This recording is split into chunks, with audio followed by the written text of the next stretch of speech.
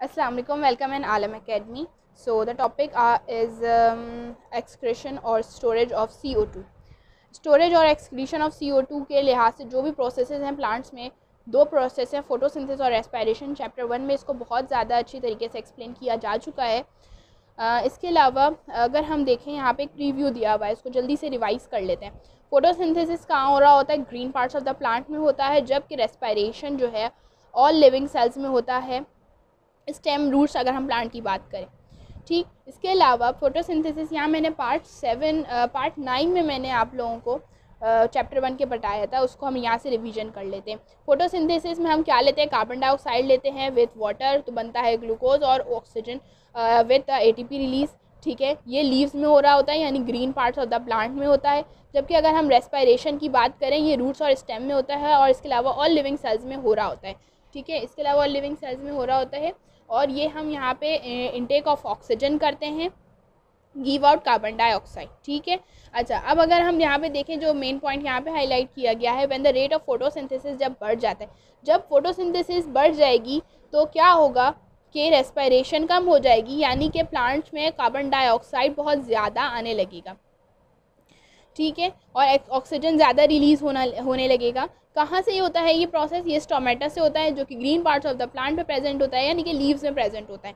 रात के वक्त रेस्पिरेशन का प्रोसेस बहुत ज़्यादा हो जाता है, यानी कार्बन डाइऑक्साइड एटमॉस्फेयर में रिलीज़ होने लगता है। इसीलिए कहा जाता है कि रात के वक्त आपको पौधों के पास नहीं जाना चाहिए या वहाँ नहीं खड़ा होना चाहिए। क्यों? क्योंकि वहाँ पे इंटॉक्सिकेशन हो सकती है, आप बेहोश हो सकते हैं, और अगर आप ज़्यादा देर तक बेहोश रहते हैं तो फिर डेथ भी काउज हो सकती है। क्यों? क्योंकि वहाँ पे कार्बन डाइऑक्साइड बहुत ज़्यादा रिलीज़ हो रहा होता है पौधों के पास। ठीक है, ये कॉन्सेप्ट भी क्लियर हो गया है यहाँ से। इस process which is remove by the process of diffusion. अब ये प्रोसेस जो हो रहा है रेस्पिरेशन का, इससे जो कार्बन डाइऑक्साइड आपके प्लांट से रिलीज़ हो रहा है, वो कैसे रिलीज़ हो रहा है? वो कोई ड्रॉप्स की फॉर्म में नहीं हो रहा, बल्कि ये कैसे हो रहा है? कार्बन डाइऑक्साइड जो रिलीज़ हो रहा है वो स्टोमेटा से रिलीज़ हो रहा है, विच इज़ स्टोमेटा से रिलीज़ हो रहा है बाकी बॉडी सरफेस ऑफ प्लांट से by the process of diffusion. Diffusion की डेफिनेशन क्या है? You all know better, the process of removal from a higher concentration to the lower concentration. ठीक है, there is a no membrane involve like an osmosis. ठीक है, कोई membrane involve नहीं होती डिफ्यूजन में, जबकि ऑस्मोसिस में सेमी परमेबल मेम्ब्रेन की इन्वॉल्वमेंट होती है। थ्रू बॉडी सरफेस के होते हैं यहाँ पे, यानी स्टोमेटा की इन्वॉल्वमेंट रेस्पिरेशन में नहीं होगी। ठीक है, स्टेम और रूट से रिलीज़ हो रहे होते हैं। ठीक, अच्छा, नेक्स्ट आपके पास लिखा हुआ है ग्रीन पार्ट्स जो है वो गैशियस एक्सचेंज थ्रू स्टोमेटा करते हैं, यानी लीव्स में स्टोमेटा मौजूद होता है और उसी से गैशियस एक्सचेंज हो रहा होता है। जबकि non green parts of the plant में, यानी कि स्टेम, ठीक है, और रूट्स, ठीक है, यहाँ से गैशियस एक्सचेंज होता है बॉडी सरफेस से, इनके ऊपर कोई खास स्टोमेटा टाइप की ओपनिंग नहीं होती। सही है, excretion and storage of CO2 plant में इस तरह से होता है। दो प्रोसेस होते हैं, फोटोसिंथेसिस एंड रेस्पिरेशन। ठीक है, अच्छा, removal of extra water. Plant में, आपकी बॉडी में रिमूवल ऑफ एक्स्ट्रा वाटर कैसे होता है? ह्यूमन बॉडी में अगर हम बात करें तो ह्यूमन बॉडी में दो प्रोसेसेस होते हैं, एक स्वेटिंग यानी पसीना आना, एक स्वेटिंग होता है पसीना आना। ठीक है, जिसमें आपके पास स्वेटिंग हो गई, ह्यूमन की बात करें अगर हम, स्वेटिंग हो गई यानी ठीक है, और इसके अलावा आपके पास यूरिनेशन का प्रोसेस है। सही, ये दो प्रोसेस ह्यूमंस में हो गए, जबकि प्लांट्स में आपके पास दो प्रोसेस को मेंशन किया गया है।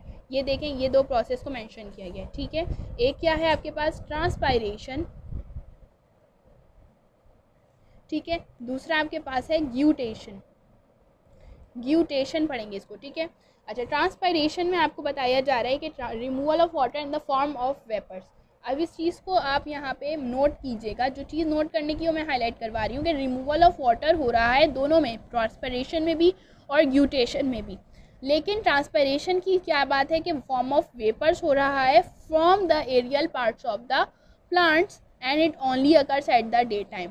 ठीक है, जबकि ग्यूटेशन के प्रोसेस में रिमूवल ऑफ वाटर तो हो रहा है as like transpiration, but in the form of liquid from the margin of the leaves through special pores called hydatodes, and it only occurs at night, जबकि ये day time में हो रहा था।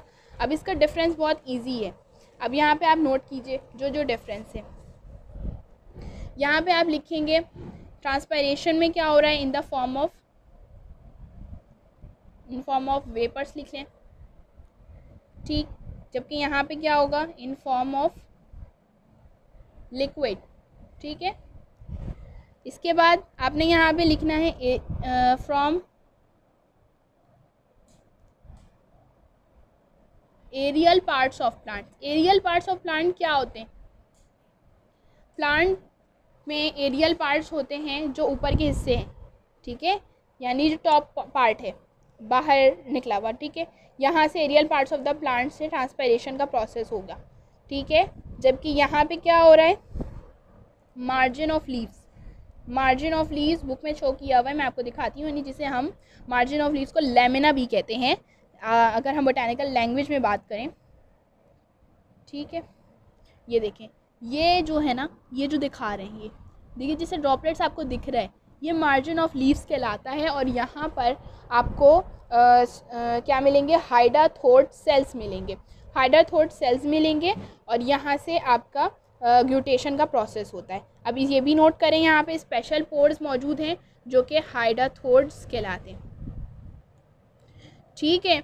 अच्छा, इसके अलावा आप यहाँ पे ये नोट कर सकते हैं कि ये डे टाइम में हो रहा होता है और ये नाइट टाइम में होता है, ठीक है। अच्छा, transpiration in the form of vapours होता है, from aerial parts of the plant होता है, और इसके अलावा ये जो है वो स्टोमेटा के ज़रिए होता है। जबकि ग्लूटेशन का प्रोसेस क्या होता है, in the form of liquid होता है, मार्जिन ऑफ लीव्स पर होता है, हाइडाथोर्ट सेल से होता है, और यहाँ पे स्टोमेटा से होता है, ठीक है। ये नाइट टाइम में होता है और ये डे टाइम में होता है। तो ये क्लियर हो गया आपके पास कॉन्सेप्ट, ठीक है। ये डिफरेंस में आप इजीली लिख सकते हैं। यहाँ पे देखिए नेक्स्ट पॉइंट आपके पास लिखा हुआ है कि जब प्रेशर जो है वो बढ़ जाता है लीव्स में और लो टेम्परेचर होता है, तो लो टेम्परेचर और वाटर प्रेशर जब लीव्स में बढ़ जाएगा तब कौन सा प्रोसेस होता है, ग्लूटेशन का प्रोसेस होता है।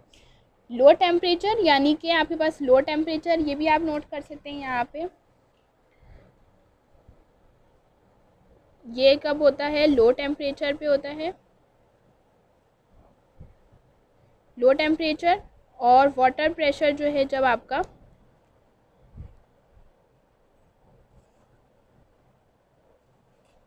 हाई होता है, ठीक है। ये दो पॉइंट हो गए इसके साथ। अब नेक्स्ट देखें, plant modify their leaf size, structure and structure of stomata to control the rate of transpiration, ठीक है। ये जो है वो अगर ट्रांसपायरेशन में क्या चीज़ मॉडिफिकेशन हो रही है, तो लीव्स का साइज, स्ट्रक्चर और स्ट्रक्चर ऑफ स्टोमेटा, ये तीन चीज़ें मॉडिफाई हो रही हैं, ठीक है। अब यहाँ पे देखें, plant produce some secondary products like latex, resins and gums. आपने प्लांट अगर हम किसी लीव्स को तोड़ देते हैं, प्लग कर देते हैं उसके स्टॉक से, अगर ये जो आपका स्टॉक लाइक स्ट्रक्चर होता है ना, ये यहाँ से लीफ बनता है, यहाँ से, इसको अगर यहाँ से हम ब्रेक करते हैं तो यहाँ से एक वाइटिश सा फ्लूइड या लिक्विड रिलीज़ होता है। तो ये बेसिकली क्या होता है, प्लांट का लेटेक्स, रेजिन या गम होता है जो प्लांट के लिए टॉक्सिक होता है। ये टॉक्सिक वेट्स है, ये सेकेंडरी प्रोडक्ट्स कहलाते हैं, ये प्राइमरी प्रोडक्ट्स नहीं है प्लांट के, ठीक है। इनमें से कुछ जो है वो हार्मलेस होते हैं, इन ह्यूमन बॉडी के लिए कोई पॉइजनस नहीं होते हैं, इंस्टेड ऑफ के कोई वाइल्ड प्लांट ना हो तो वो हार्म होता है, ठीक है। इनसॉल्युबल होता है, यानी किसी चीज़ के साथ हल नहीं होता, ठीक है। और इसके अलावा कुछ प्लांट्स जो हैं जैसे कि नीम और कीकर के जो पौधे होते हैं, इसमें से एक गोंद निकलती है जो कि आप जो है वो डिफरेंट इंडस्ट्रीज़ में प्लांट्स में यूज़ कर रहे होते हैं, ठीक है।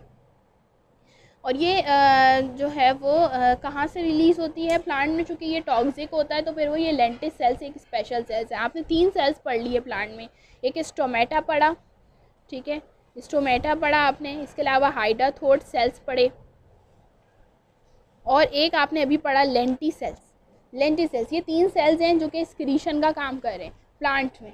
लेंटी सेल्स जो हैं वो स्पेशल पोर्स हैं जो कि गम्स को रिलीज़ कराते हैं, ठीक है, और इसकी एक्स्ट्रा अमाउंट लेंटी सेल से रिलीज़ होती है।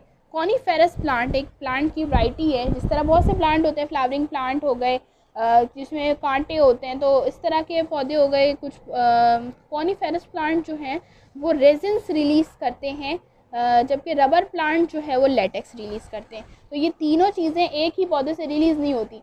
लेटेक्स कौन जो रिलीज़ कर रहा है, लेटेक्स जो है वो रबर प्लांट्स रिलीज़ कर रहे हैं, जिससे आप जो है वो रबर इंडस्ट्रीज़ बिल्ड करते हैं, तो हम वहाँ पे रबर का इस्तेमाल वहाँ पे ये करते हैं, ठीक है। रेजिन्स जो हैं कॉनीफेरस प्लांट यूज़ करते हैं, रिलीज़ करते हैं, जबकि गम जो है वो लेंटिसेल सेल से रिलीज़ होते हैं, नीम और कीकड़ के पौधों में रिलीज़ होते हैं, ठीक है। जबकि कार्निवोरस प्लांट, ओकड़ा, ये सब कार्निवोरस यानी वाइल्ड प्लांट हैं, म्यूसिलेजेस मटेरियल टू कैप्चर इंसेक्ट। कुछ इस तरह के अट्रैक्टिव, शाइनी और इसमें एक अलग सी फ्रेगरेंस होती है, तो ये पौधे इस तरह की चीज़ों को रिलीज़ करते हैं जिनको आपने इंसेक्टिवोरस प्लांट कहते हैं। ये देखिए मैंने यहाँ पे एक पिक्चर भी अटैच की है, आप उसको भी देखिएगा, जिस तरह के पिक्चर प्लांट होते हैं, ठीक है, तो इनके ऊपर लिड भी होता है। तो यहाँ पे जब इंसेक्ट आता है, यहाँ पे इंसेक्ट बैठा हो, ये अपना लिड बंद कर लेते हैं। इंसेक्ट यहाँ पे क्यों अट्रैक्ट हुआ, यहाँ पे ये म्यूसिलेजिनस मटेरियल इन्होंने रिलीज़ की, जिसकी वजह से इंसेक्ट अट्रैक्ट हुआ और ये इन्होंने इंसेक्ट को खाया, ठीक है। ये ऐसा क्यों करते हैं कि इंसेक्ट पौधा क्यों खा रहा है, क्योंकि ये अपनी नाइट्रोजन की कमी को पूरा करते हैं। इंसेक्ट की बॉडी क्या है, प्रोटीन से बनी हुई होती है, तो अपनी नाइट्रोजन की कमी को पूरा करने के लिए ये ऐसे मटेरियल यूज़ करते हैं ताकि इंसेक्ट इनकी तरफ अट्रैक्ट हो और ये उसे कैप्चर कर सकें, ठीक है। तो यहाँ तक हमने ये पूरा पढ़ लिया। ये डिफरेंस मैंने यहाँ पे कवर कराया है, इसको आप पॉइंट्स में लिख लें और इससे जो है वो इससे पॉइंट्स में लिख लें और डिफरेंस बना लें, ठीक है। ईजी हो जाएगा ये आपके लिए। और thank you. Please like, share and subscribe.